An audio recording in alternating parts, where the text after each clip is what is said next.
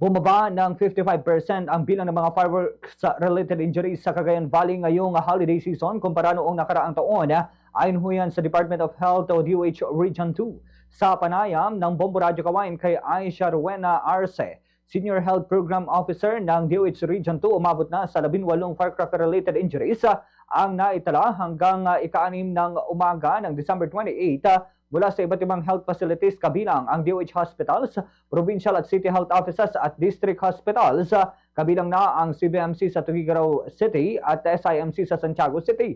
Mas mababa ito kumpara sa 40 kaso na naitala sa kaparehong panahon noong nakaraang taon at sa 18 kaso, 14 rito ay lalaki at ang 8 insidente ay nangyari po sa lansangan.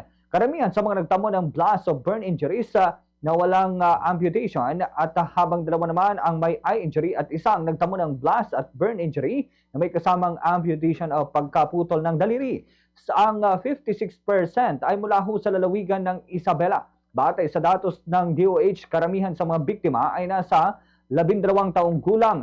May ilang nadamay lamang dahil sa paligid ng nagpapaputok. Kabilang sa mga pangunahing sanhi naman ng injury ang mga paputok tulad ng whistle bomb, piccolo, 5-star o triangle, Wheaties boga at iba pang paputok. Ayon pa sa DOH, nakatulong ang patuloy na paalala at information drive kaya mas naging health conscious at maingat ang publiko. Hinihikayat ang mga pamilya na gumamit ng alternatibong paraan na lamang ng pagdiriwang tulad ng ligtas na noisemaker sa bahay at iwasan ang paputok lalo na para sa mga bata. Patuloy namang pinaigting ang alert status ng mga ospital sa rehiyon habang pinaalalahanan ng publiko na gawing ligtas ang pagdiriwang ng holidays sa tamang pag-iingat, malusog na pamumuhay at pag-iwas sa paputok. Narito ang bahagi ng pahayag ni Aisha Rowena Arce.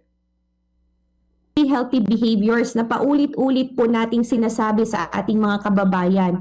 Yung tamang pagkain, ehersisyo at disiplina, pagkakaroon po ng healthy handaan. So we have to limit our alcohol intake, stay hydrated, get enough rest. Andyan din po yung Pia Healthy.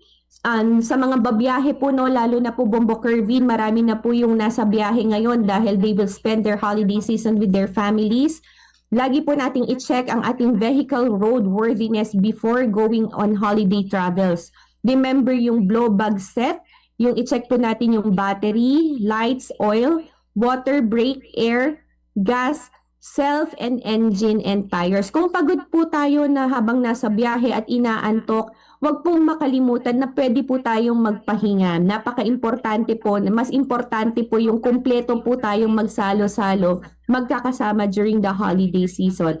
At number 3, iwas paputok po. Katulad ng sabi po natin kanina, we have different ways to practice yung mga fireworks po or rather than practicing yung mga active fireworks.